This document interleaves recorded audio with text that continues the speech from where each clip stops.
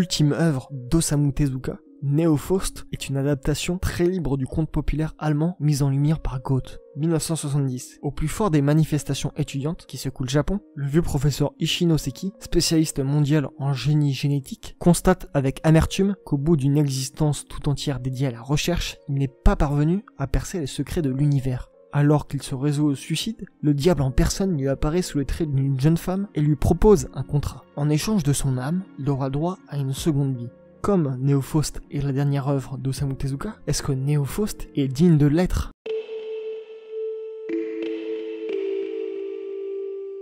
On nous met un sacré contexte pour nous raconter ce récit inhérent du Japon, la révolution étudiante de 1968 contre les dérives de l'état japonais, mais également la guerre du Vietnam, qui est assez connue dans le monde entier, et nous met directement dans une confrontation violente et dilemme intestinal ici du Japon, qui représente également le futur dilemme de notre personnage principal. On nous montre toute l'industrialisation du Japon à travers le voyage dans le passé, qui nous montre que l'industrialisation du pays s'est faite via le professeur qui connaît inconsciemment les changements futurs de son pays. Osamu Tezuka nous montre la faculté du Japon à se développer et s'industrialiser, notamment ici les voies ferrées, cela par son don de relier un récit inventé à des véritables événements historiques et de rendre cela très réaliste, notamment par ses techniques de narration et des images photoréalistes pour rappeler la véracité de ces événements, un puissant mélange.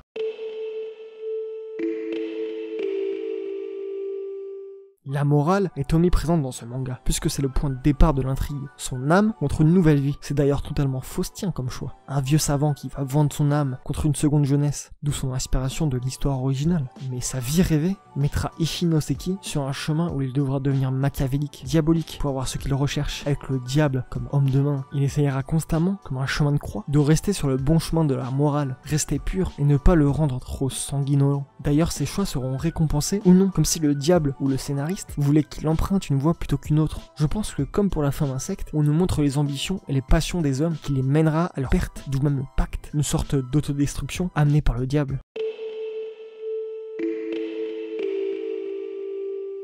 Le diable, à travers le temps et les histoires, a le droit à de diverses interprétations et représentations. Ici, on nous montre le diable sous diverses coutures. Une version plus démoniaque en tout début de récit, qui le rendra très dérangeant. Puis tout au long de l'histoire, il prend la forme d'une femme attirante, qui représente l'interdit, le pacte fatal. Il pourra changer d'identité pour aider notre personnage principal, mais il gardera son itération féminine le plus souvent, ce qui permet de l'humaniser et de le rendre attirante. Il est par moments narrateur, et il brise le quatrième mur lorsqu'il l'est, ironique pour un dieu. D'ailleurs, pour qu'on s'y attache, il est en quelque sorte l'esclave du professeur, car dans le contrat qu'il a signé, professeur, il est spécifié que le diable doit lui obéir jusqu'à sa mort. Du coup, il n'est pas considéré à sa juste valeur, et cela le peine. Osamu Tezuka arrive à nous montrer une version modernisée du diable tout en l'humanisant. On a étudié notre diable, maintenant c'est le tour d'Ishino Seki, car il est le point central du récit, puisqu'on avance à son rythme, et l'évolution du récit correspond à son vieillissement. Malgré son pacte, il garde des réflexes, quelques souvenirs, des compétences de son ancienne vie, ce qui l'aidera lors de sa nouvelle vie, comme si le passé avait de l'impact sur l'avenir, puisqu'on est sur le voyage dans le temps, où l'un a de l'impact sur l'autre, comme dans Tenet. Mais c'est vraiment ça, 20 ans avant, un scénario à tiroir, on découvre la raison d'événements non expliqués. Malgré tout, il va avoir une vie décomplexée, totalement à l'opposé de son ancienne vie, comme si c'était deux facettes de lui-même, qui étaient tout le temps présentes. Et ayant du recul, il va avoir une certaine analyse de sa vie de recherche. Pas forcément regretter, mais plutôt avoir du respect et de l'admiration. Notre récit correspond parfaitement à notre personnage, soit calme et travailleur, soit fougueux, avec un rythme beaucoup plus soutenu.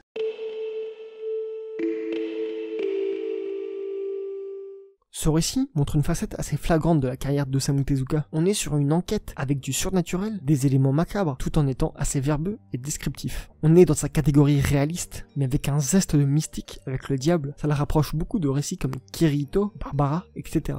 On voit que c'est une de ses dernières œuvres, car il a une maîtrise technique irréprochable, une gestion incroyable des plans cinématographiques et de la mise en scène, surtout pour ce genre de récit. Par exemple, il rend des scènes haletantes, rien qu'avec le pouvoir de son découpage de plans. Lors de scènes très bavardes, il arrive facilement à trouver comment couper et quoi montrer pour rendre le texte, la scène, digeste. Il y a une scène de fête en un seul plan général. On comprend la cacophonie, tout ce que disent tous les personnages, ainsi que l'importance de cet événement. Une mise en scène juste et toujours recherchée.